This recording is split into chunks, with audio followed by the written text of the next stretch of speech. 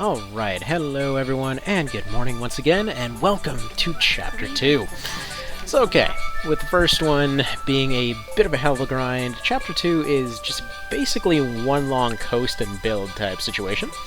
Essentially an hour long in total. But yeah, we are looking at a situation here where pretty much nothing in the chapter up until maybe the very end can really put up much of a fight, so it's just basically like just a fun curb stomp all the way through. With the idea being to try to get as much build-up as possible. Now, with the Zerkers here, it's pretty much got 6 fights left in it, and in a solo run, basically what you start seeing at this point is just a situation where any class that's close to 27, you kind of got to put them on the shelf for a little bit. And the routing in this kind of situation can get a little bit dicey at times, because yes, if you jump all the way down to level 1 and you come into a fight that's at 15 or something, even with over-leveled stats, it's going to be iffy. Like, it's not going to be a good time. So yeah, at this point, you can do over 160 with rocks, so that's definitely something to be kind of happy about by Chapter 2. Again, it's a fun, like I will say, for the background building mechanic, it's a fun system. It's just not very balanced because of how easily you can abuse it. And I wonder if at some point somebody will find a perfect way to do this, because like they got close, but you can tell that that it was like, okay, here's this cool idea, you know, like we have this thing where everybody's building up constantly in the background. We had that in the original game, but then it's such a long game, so you want to you know, kind of stretch that out a little longer. So like, okay, so we'll go ahead and add weapon proficiencies and all these other ranks and everything in there. You know, it'll be awesome. We'll have all that in there. Okay, great. They're still getting to rank 8. Okay, crap. Make that level up super slowly. Like, oh, okay. So that's gonna take forever, but sure, why not?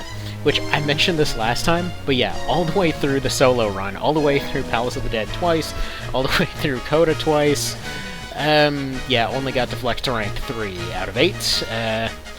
Just saying that ranking might have been a little bit slow, considering that the main threat over the course of this run is archers.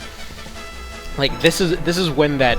I only bring it up again because this is when that skill started being trained. And this is kind of when it starts becoming clear that even when... past this point, I should say. Past this fight in particular, whenever there's archers around, they're basically the only ones that can still do consistent damage. Now, yeah, this basically kept up throughout the entire game. Like, you can see there, everybody else is doing 1, the crossbow can still do 13. It's not going to be enough to be threatening, but in large amounts, it can kind of bamboozle you there. Like, especially once you get to the end game, it's like, you know, all melee things are doing maybe 40 to 50, and in come the bows doing 100 plus with every shot, and suddenly there's like 4 archers sitting around. It's a bit of a party. So we get the micro-missile move on the daggers now. That's this overwhelm thing. I believe he actually, for one vision, I believe he actually reversed the way that the damage flows on that one. As in, like, the little micro-missile-looking situations, because it does seriously look like he's trying to shoot a swarm of missiles or something. If anyone here has played pretty much any mech game ever that happens to have the missile swarm, it always just makes me think of that. But for some reason, it's like, it's just kind of getting absorbed instead of, it's kind of like getting absorbed into the knife rather than anything else, so I don't know what that's all about. Anyhow, that's neither here nor there. Oh, and by the way, I apologize for the audio last time. I've adjusted things a lot to the point where it should be triple the volume that it was before. I hope this finally fixed it. It's a weird audio issue on my end where, like, in order to sound normal, it needs to be boosted up to a pretty ridiculous degree, but then sometimes it also sounds weird and or picks up stuff that it shouldn't. So, you know, it's a little bit of a thing. I end up using my headset for work most of the time. So yeah, it's one of these situations where I generally want to have a nice mix of audio quality and blocking stuff out in the background. Because nothing tanks a dealer negotiation faster than somebody wondering why there's a baby yelling about juice in the background. Alright. So, yeah, we move on to Mr. Swampy Wizard Boy here. this one's never really a difficult fight on the best of days, but as before, just kind of going through, trying to get all the cards and/or pickups that we can. Especially from beast units, there were a few cases where I needed to get leather for crafting things. And at least one of the nice things about a solo run is you can actually craft things with from either high to perfect odds for most of the game. Alright, nice, delicious coffee there. So yeah, we're gonna try to do this one chunk. You know, no promises, but we'll do our best here. And we'll go ahead and take a quick pause with that. Alright, and moving forward here. So yeah, we're just carving our way through the swamp. It's funny because this guy, this guy usually has this whole long speech that he gives you, kind of depending on where his health's at any given point, and where Denim's health is at any given point. This is actually the brother of the wizard guy from the intro, the very first fight you get into in the game, rather. I like to call it the intro fight, even though it's technically the first proper fight, but whatever. But yeah, they have this whole speech of like, oh man, you can't have all this revenge going on, and Denim has probably one of the most out-of-place lines in the game, where he kind of goes from, you know, oh, I had to do all the horrible genocide stuff and everything else, and had to do all these horrible things, to, I am the wrath of this country, basically. Like, what? Where did that come from? But yeah. And then, like, it's especially funny if you have one of those moments where it's going back and forth, which tends to happen a lot in one vision. But like, both of them get each other to half health. And he's like, "Oh, I am the wrath of the Wallister," and then like 5 seconds later, "Nah, I don't fight for revenge." It's just funny. It's supposed to be this big realization moment, and yeah, so many times it ends up going completely awry. So here's where crafting starts becoming a thing, and this is where you start noticing what was honestly one of my favorite things about the early design of the original game, because in many ways you can kind of tell where their vision started and then kind of where they got over time.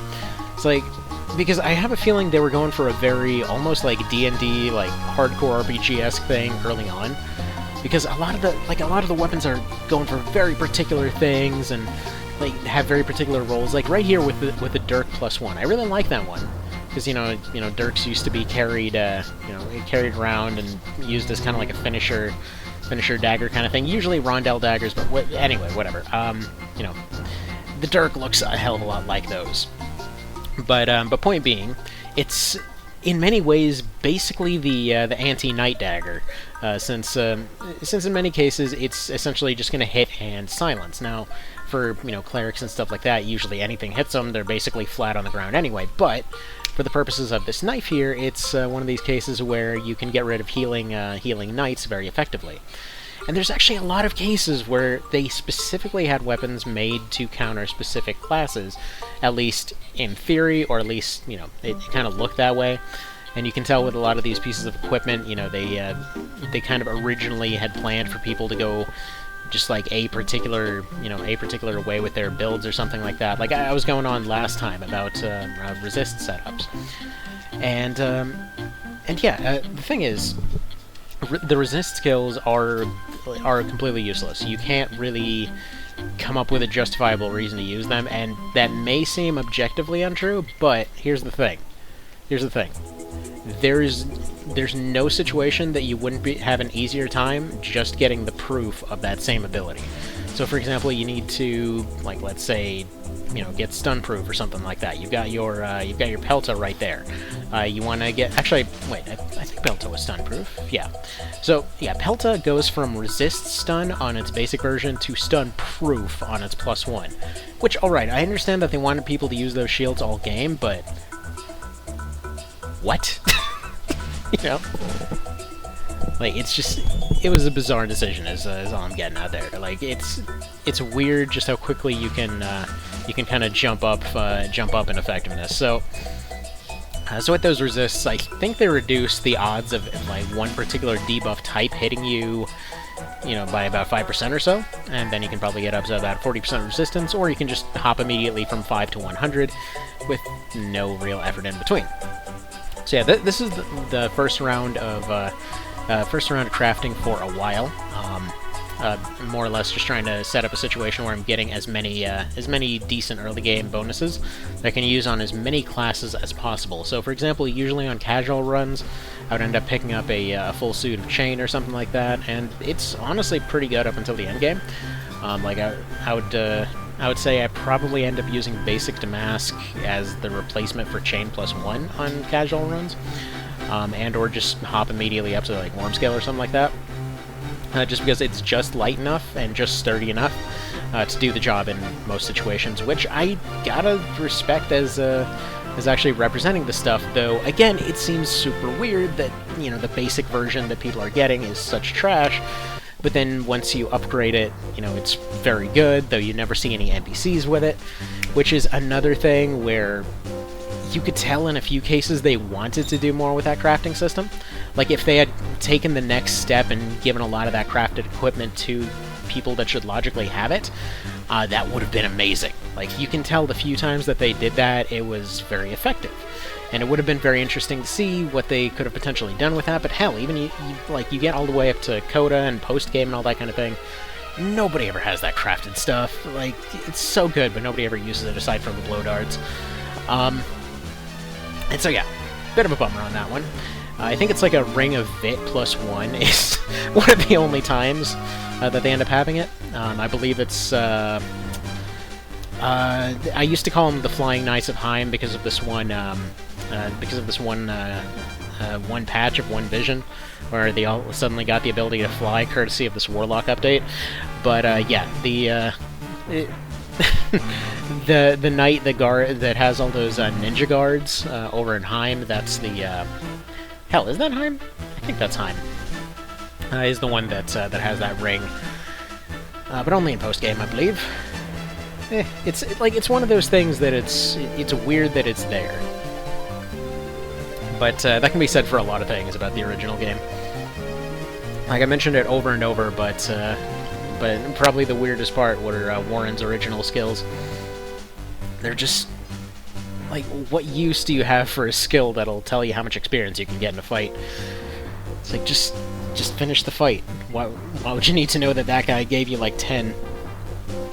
Because those 10 experience or whatever else, that's never really going to be useful info. Now, excuse me for the kind of slight pauses here. I'm kind of still getting over a bit of a cold, and for some reason that cold has come with bizarre hiccups today. So basically I've spent the last 10 hours hiccuping uncontrollably, and it just stopped, so that's fun. That's all well and fun here. And alright, so there we go. That is going to be, the first cleric fight wrapped up. Get to the first of the Acetan fights here. Like the one that usually gives you all kinds of trouble because you've got these golems to cut through. And yeah. Which, by the way, it's funny, there's only 2 units that turned out to be threatening over this, by the time this character got finished being built. And golems were one of them, believe it or not. Like, despite the fact that you'd assume it would, I don't know, you'd assume it would be like pretty much any other class. It was just archers were definitely the main threat, and then just golems coming in, hitting those 25% were surprisingly frustrating. Like, I think in, it was either the second or third visit to Bernicia, I think it was like 25%, 25%, 40% that hit, and there was just no surviving it. It was like one of those cases of just getting completely RNG screwed. But yeah, the curb stomp continues here. We don't really even need to pick up any additional skills here. I believe what I was going for was picking up Swiftfoot at this point, so that I could get all this stuff done a little bit faster. Now, all these cards that I'm picking up are nice, but realistically, most of the skills are going to come from redoing classes several times. So there we go, just cutting straight through all this stuff, collecting all their loots, getting all those free gemstones so I don't have to make them later. Most golems will end up dropping those. Alrighty. More delicious coffee action. All those cards, all those cards. And a funny little bit of copyright trivia for no particular reason. So, earlier I was mentioning that I had switched over to the OB1640 music for Part 1, just for the purposes of just kind of you know, trying to avoid getting that angry letter from Square Enix, like, oh man, there's a thing with our copyright on it, you know, we're gonna go send all the lawyers kind of thing. So, turns out, yeah, that didn't work. Turns out they went ahead and sent that anyway. Funny part is, it seems like all they actually copyrighted, of all things for this particular series, were all versions of the intro theme, and then apparently including the one for Prince of Zenobia for some friggin' reason. But yeah, so they went ahead and copyright claimed those ones, and then also which theme is it? That I think it's Faraway Heights that I'm thinking of. I'm like 99% sure it's Faraway Heights, but I'm a little bit confused because there's two of the songs that are really good that are mislabeled in multiple places that I don't know their actual original name. Then again, I probably should probably just check the music after this, because this run should have unlocked all the music tracks. If you didn't know, actually several of the music tracks in the music replay menu are hidden behind titles that you can only get on really bizarre runs. So, for example, like just beating the entire thing with no incapacitations, beating all of Coda without any. Actually, no, I don't think there was a Coda no incaps, if I recall correctly. Which would be unreasonably cruel, all things considered, because then, like, if you never trained Gildus and Canopus, you end up getting 2 knockouts automatically just from the story. Funny thing, by the way, I was mistaken in my belief later in this run that using a cursed weapon basically created 1 death and 2 incapacitations, and I completely forgot about the very first Coda fight, where you basically get ambushed by a surprising amount of angry drunks. Well, the surprisingly well-armed mob of angry drunks. But I wish they'd done more with that. Because that very beginning of Coda, and the later parts of Coda really remind me of FFTA 2. Like, if they had just brought in more of the mission structure from those ones, like, where it's just all these different kinds of fights and everything. Like, I can understand from the main story, you know, it's this whole war that's going on and everything else. That's understandable, but it really would have been nice, and I hope whenever, you know, if and when they decide to finally make a sequel for this game, I really hope that they actually copy some of the mission structure from that game. Just because it's, like, it was awesome being able to go send your people out on odd jobs and stuff like that. Like, pretty much every secondary quest, you could just put a team together. Just be like, okay, I don't feel like dealing with this, like, you 3 go take care of it. And then based on all their skills and classes and whatever else, it would kind of roll the chance for them to succeed. Which ended up working out pretty nice, because they did have some repeatable ones, and so, yeah, like, it worked well. It felt good in terms of making you feel like you're actually the head of a team, and not the head of a small party that just kind of happens to not use most of its members most of the time. Which yeah, I think like a cool mechanic they could have potentially done is allow you to send in reinforcements if you have units that are evacuated. Like, I have a theory that might have been possible at some point. Because, again, you can tell a lot of places where they maybe had ideas and ended up cutting them. And, like, it seemed weird that you had so many things. There were reinforcements that would come on enemy maps and stuff like that. But then you never really got that option yourself, despite the fact that you could have 50 people in your party, which very few people ended up going all the way up to. So okay, right here was looking for the level for Strength in 3. I can already get all the way up to Counter 3, but I believe it's 27 for both that and Swift Foot. And realistically, I can allow it to scale up to New Game Plus mode if I wanted to here. He is strong enough to be able to still be competitive with severely underdone equipment, but still, I ended up holding off on that for a little while just so I can build up more, because there is a lot of build up still to go. Like, even though he's going around one-shotting dudes right now, this is just Chapter 2.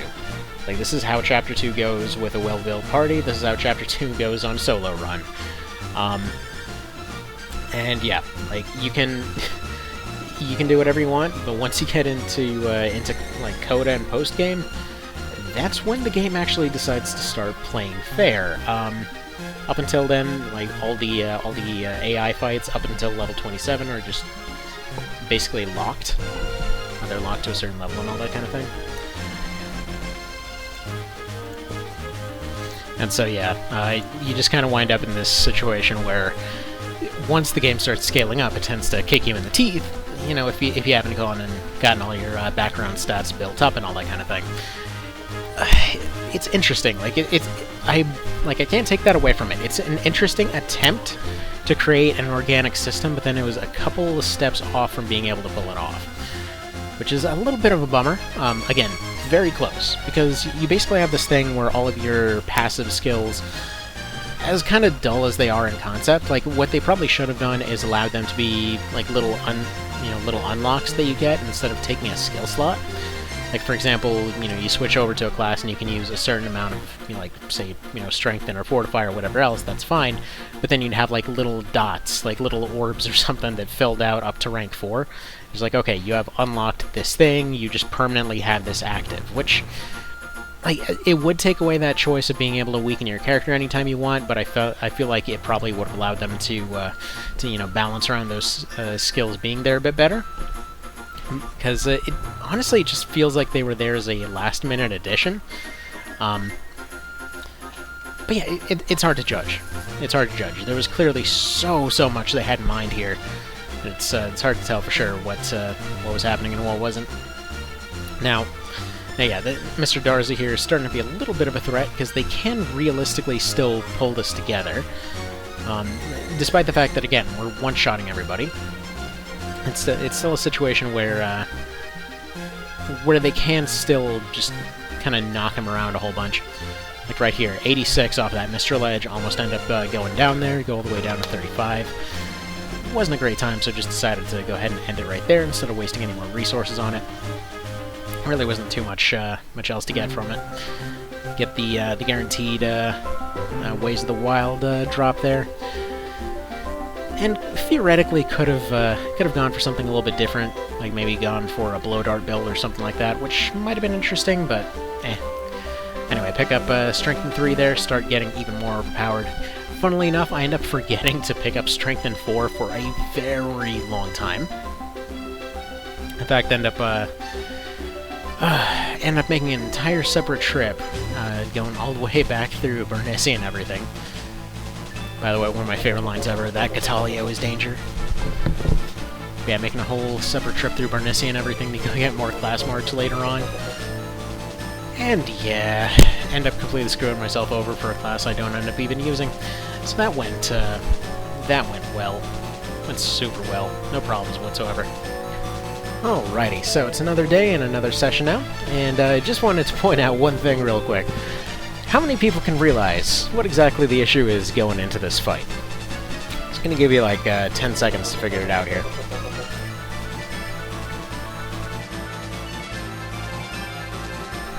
It's okay. I'm getting 100 MP heals. That seems like something that they probably wouldn't have on your first time through. What else do we got here? Well, only doing like 20 damage. It seems a little bit weird for clerics, especially with a character this friggin' strong.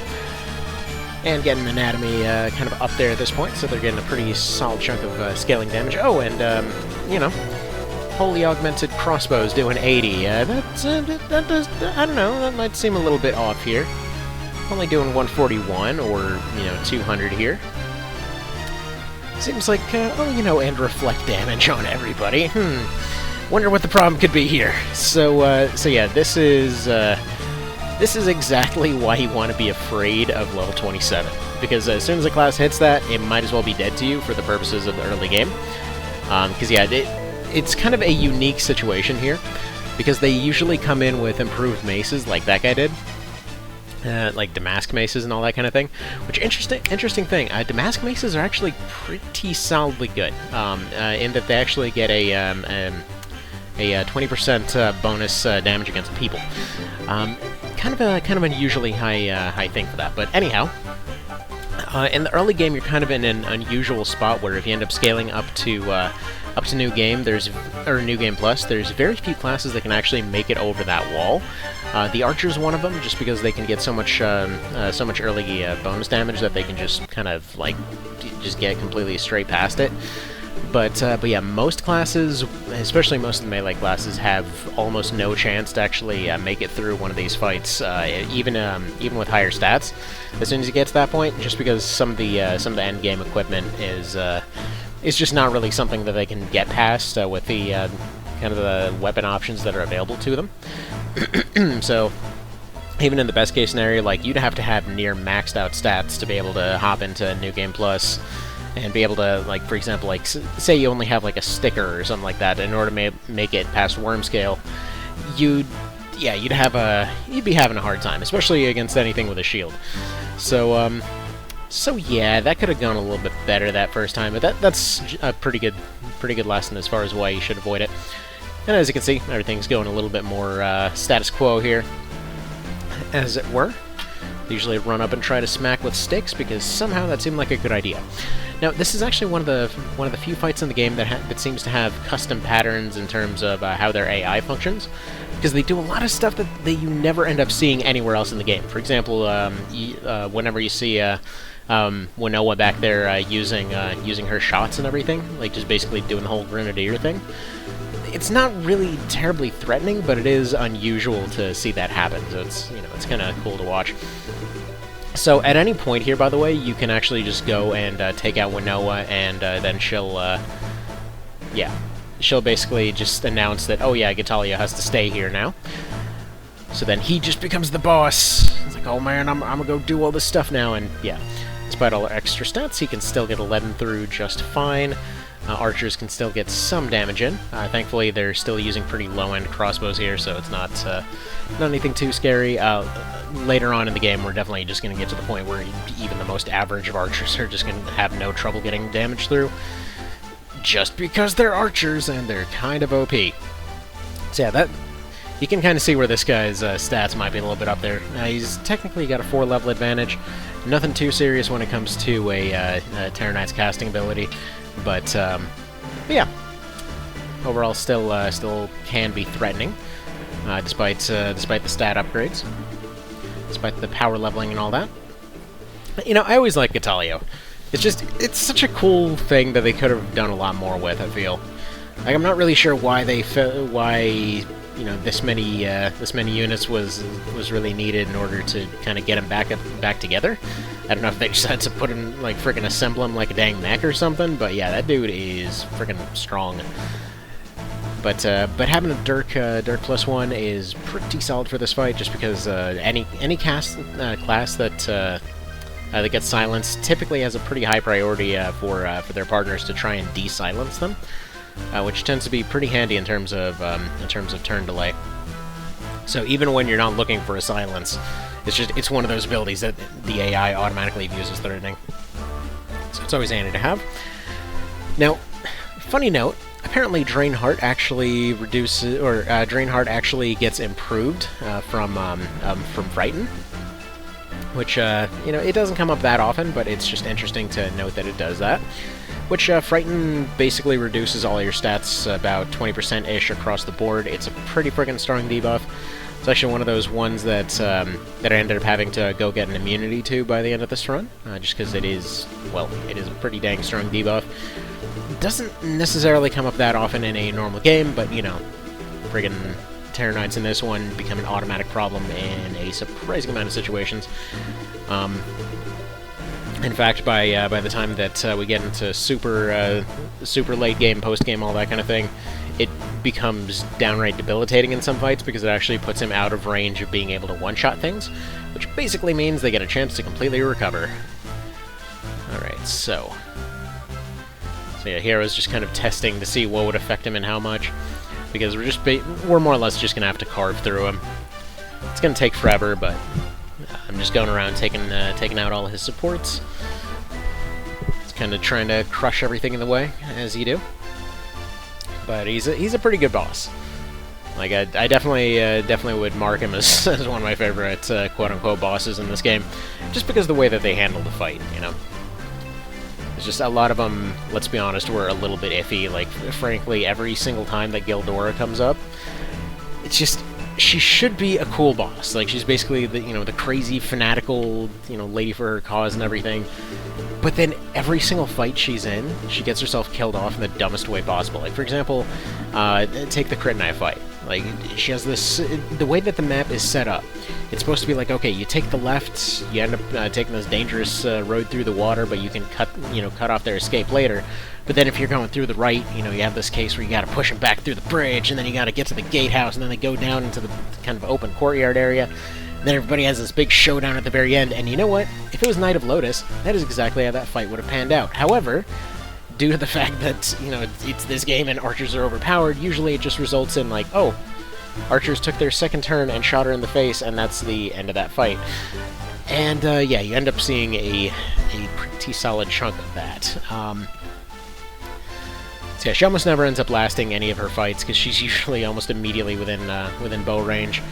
And it's kind of a shame, because again, she was one of those characters that definitely always stuck out as potentially having a much cooler fight available. In fact, I think one of my favorite runs.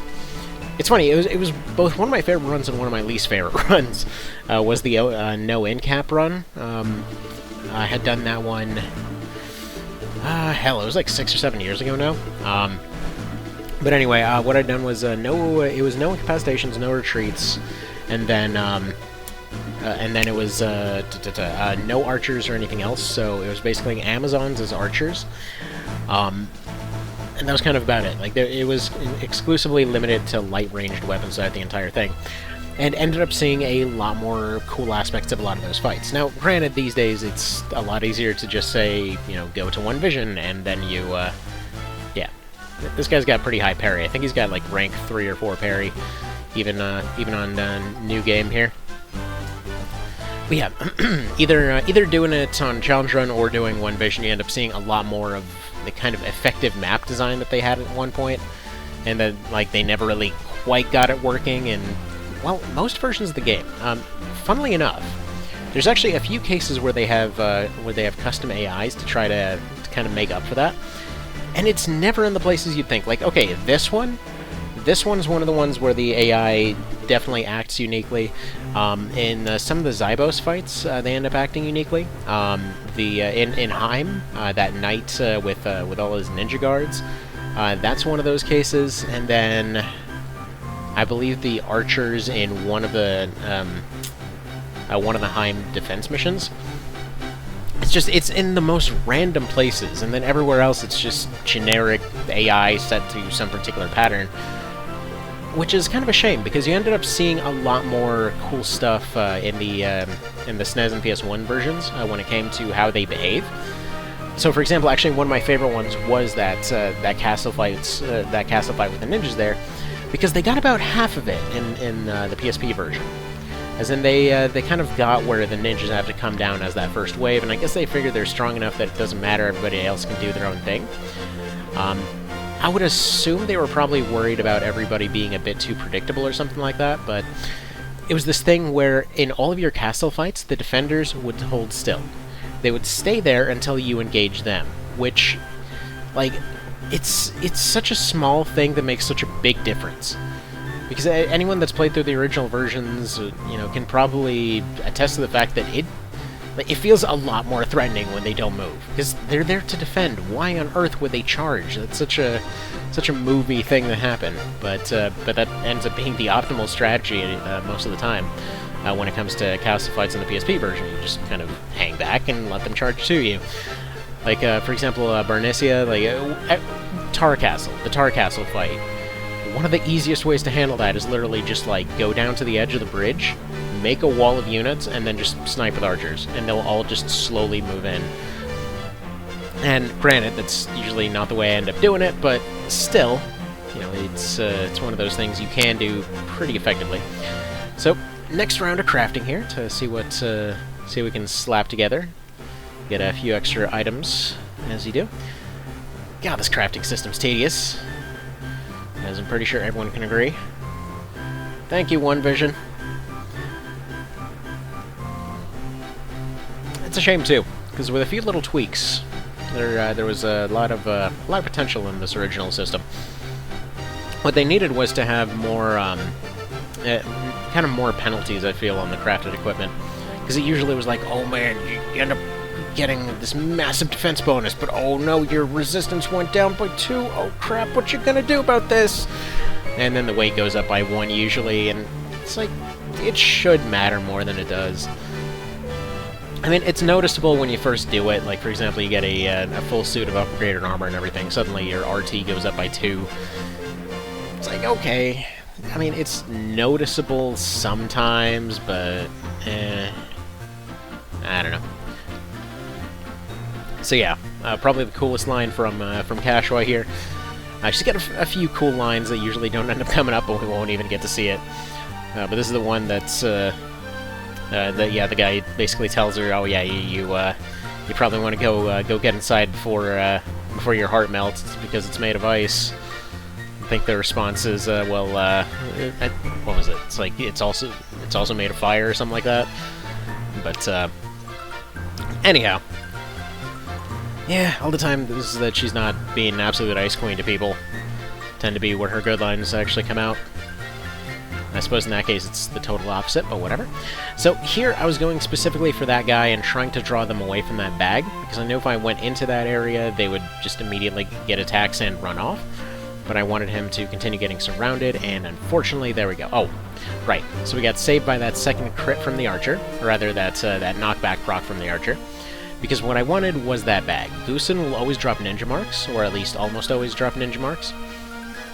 But yeah, that rogue there will drop some of the early rogue marks that you can get a very consistent amount of time. So yeah, I wanted to get access to both classes so that I could go get them raised up, as you do. Because both are very, very good dex classes. Actually, ninjas are pretty kind of borderline overpowered, to be frank. I mean, I guess you could be Bob too, but maybe you just feel like being Frank that day. So he's got his stun bringer on, thankfully immune to stun, so not much of a worry. And this fight can become a little bit dangerous. As you can see, they're still getting damage through, especially with those little boulder bows firing pretty frequently. And the fact that their healers are pretty dang fast.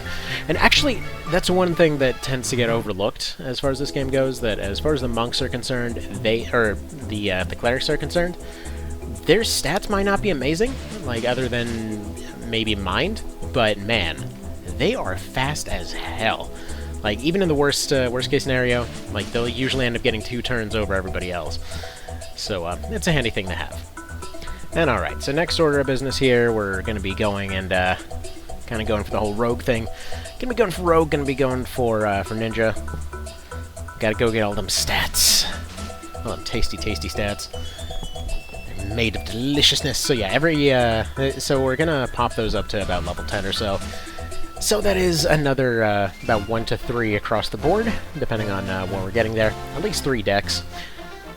Nice, nice hefty little bonus. And just so you know, they cap out at 100. I'm pretty sure most folks are aware of that.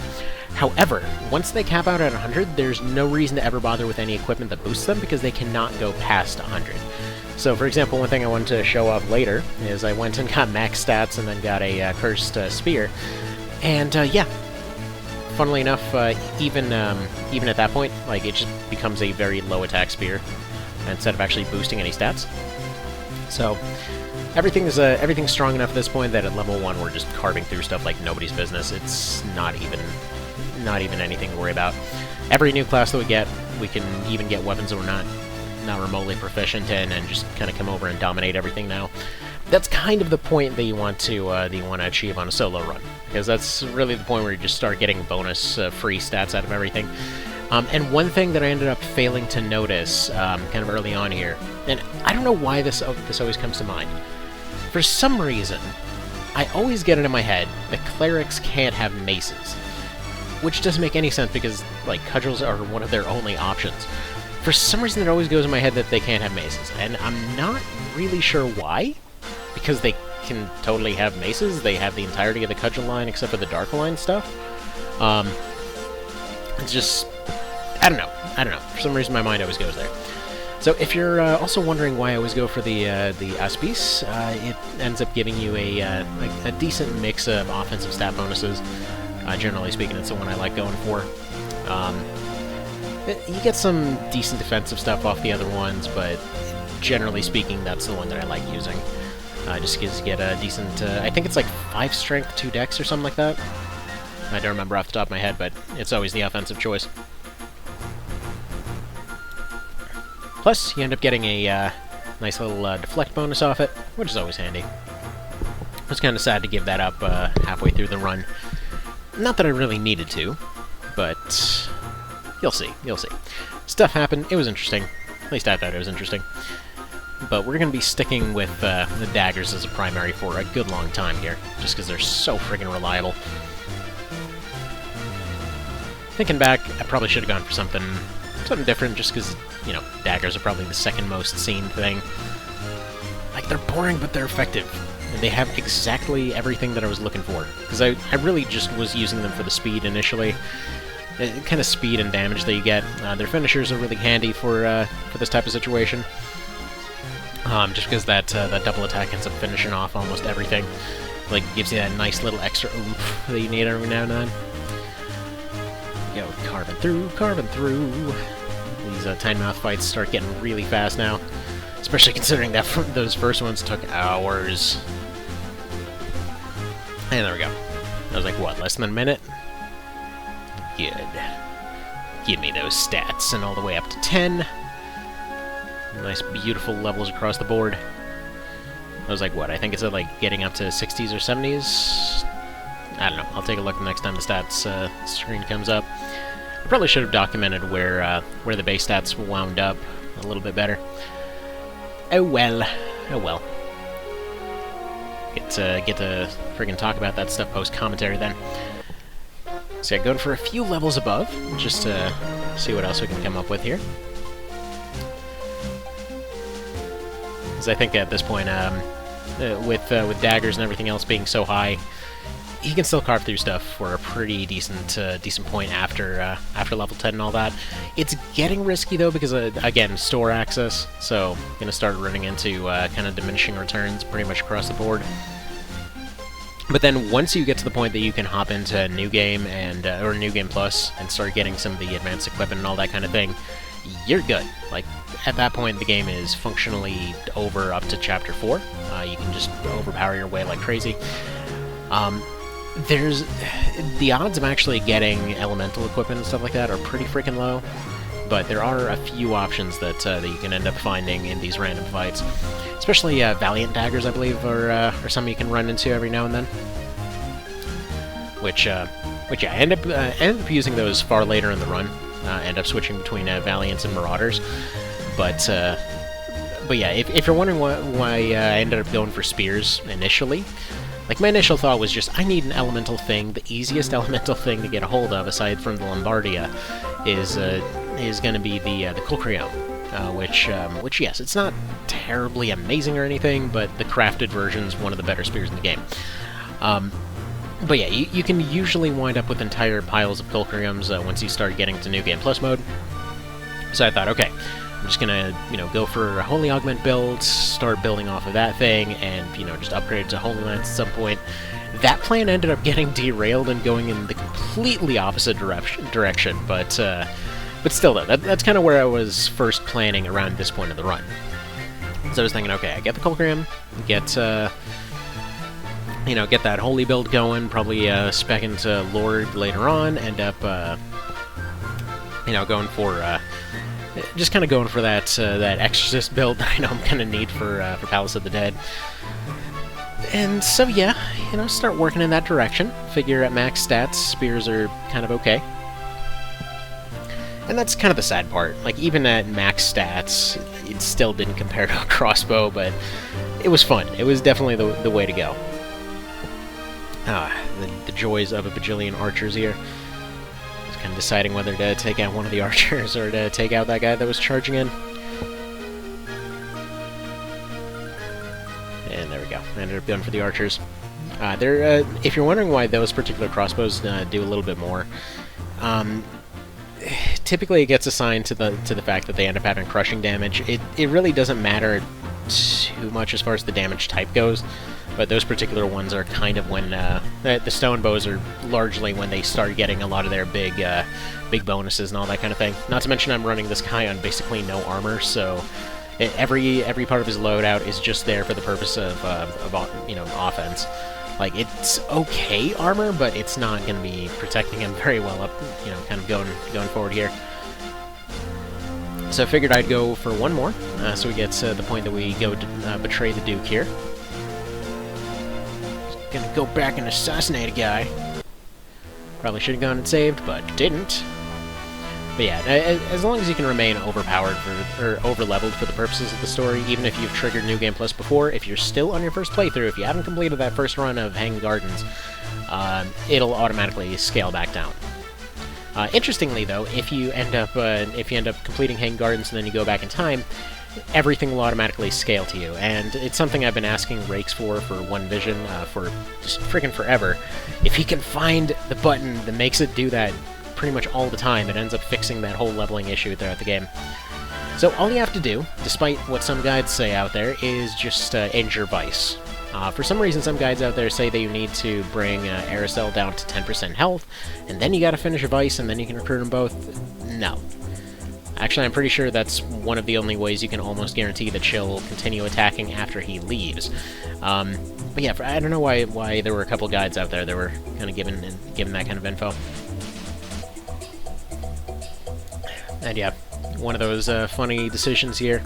The fact that ninjas end up getting access to hammers exclusively for using iron fans and Caldias. It's just, like, here's an entire weapon skill for only one weapon. Why they couldn't be in the daggers category is anyone's guess, but oh well. Again, a thing OP fixed. I'm gonna end up saying that a lot. Alright. So, up here, I don't believe it was these golems, but these golems can give you a lot of trouble. Just like archers, golems are one of those few things that have such a high amount of like innate armor piercing, as it were. It's not an actual stat; it's just high attack, really. I just consider some enemies to be armor piercing, some enemies consider not to be. But yeah, they can get past armor so friggin' well that yeah, they're pretty much a constant threat, even when underleveled. So yeah, that's always fun. That's always fun, like, especially the San Bronsa ones. Man, once we get to San Bronsa, you'll see, like, holy crap, is it oppressive. It became jokes at that point, like, I honestly was, one fight in the San Bronsa, or into the floating ruins there, I was like, do I really want to be here? Can I just skip this part? And then for some reason, a little voice in my brain was like, yeah, you know what, this will be a great idea, just do it. And so I did. And it took a very long time. And then just figured I'd go fight one of the Heaven Generals for the hell of it. Actually, I think I ended up fighting two of them on accident. Right? Or at least I know I had the option, because the first one just ended up dropping a fourth. Because I know I fought the God of Archery. Because, you know, naturally, when you have only one weakness, fighting the frickin' deity behind your one weakness is definitely a smart move and won't result in several retries or anything. That was fun, though. It was a fun time. It was a fun time. I wish that they had a little bit more fanfare associated with him, because, man, it would have been cool to have, like, Borderlands-style intros for all the Heaven Generals and everything. It's like, yes, the God of Archery! You know, it would be amazing. Oh well, no such luck. Funny thing, the AI, when it has nothing better to do, seems to bundle around denim for some reason. This is something that I couldn't help but notice when routing out the One Vision version of the solo run, which at this point, by the way, I'm pretty ready to declare is likely impossible. I'll keep trying to route that one, but there's so many hurdles in the way that it's likely impossible to complete One Vision like this. Anyhow, and by the way, this is with, I was testing that out with a max stat cheat, and even still, like, that mess is pretty solid. Anyhow. So yeah, what we're looking at here is known as a complete and utter curb stomp. So they're starting to get crits through and everything. One thing that I've observed pretty frequently as far as luck is concerned with this game, there seem to be many instances in which it seems like luck creates a situation where a hit that would have normally missed ends up critting instead. As in, I think crits override misses. Because, again, many times when you end up seeing, like, luck-based builds, they will avoid everything, but everything that hits them is a crit. Like, it's bizarre how that works, but I guess fair enough. I'm not really sure if anyone else has done any studies on that particular one, but that's kind of what I found out of it. And yeah, I keep coming up just barely short of being able to finish off Reina here, because I need to hit him with a one hit, otherwise it's not going to work out. And this is, again, why you end up keeping that original Azure necklace. The thing is just dang good with that stun proof. It's such a weirdly OP thing to give you at the start of the game. Like, I understand why it's there. It's the most common debuff that the AI loves to spam. Though, funnily enough, if you're doing a solo run, their accuracy drops just enough that they stop trying to spam it all the time, which is nice. I think they like targeting it, when they like targeting it by area, that's when you end up seeing a lot more of it. Let's end up getting terrified here, which ends up once again dropping us out of finisher range. Or out of range of finishing him, because we would have done, I believe it was 76 with the dagger. Or just barely shy of that. And if I'm not mistaken, this is where Gatalia winds up instead of Marino. If he ends up surviving earlier. But I might be mixing him up with the Zybos fight later.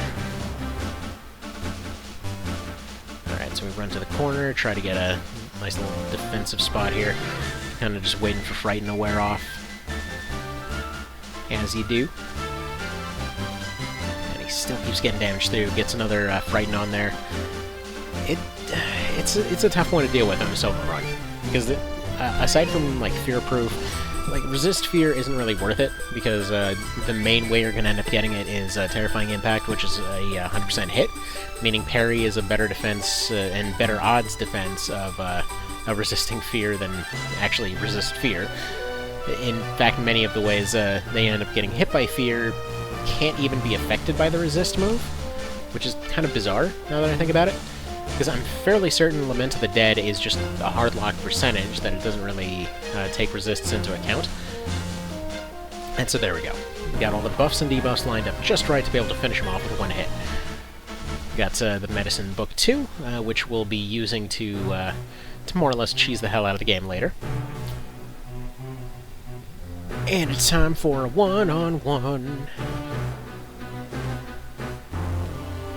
And that little cut does no damage. It'd be kind of cool to see him start off at half health or something. Though I guess they didn't really want to count for scaling or anything. There's a lot of moments like that in this game, actually, where it would have been nice to see the story events actually have some effect on those characters.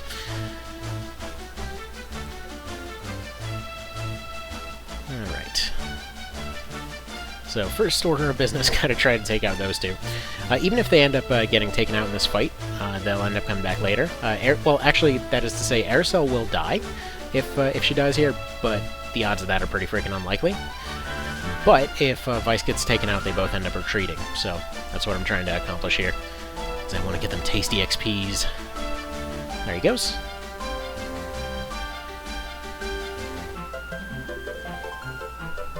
And away they go.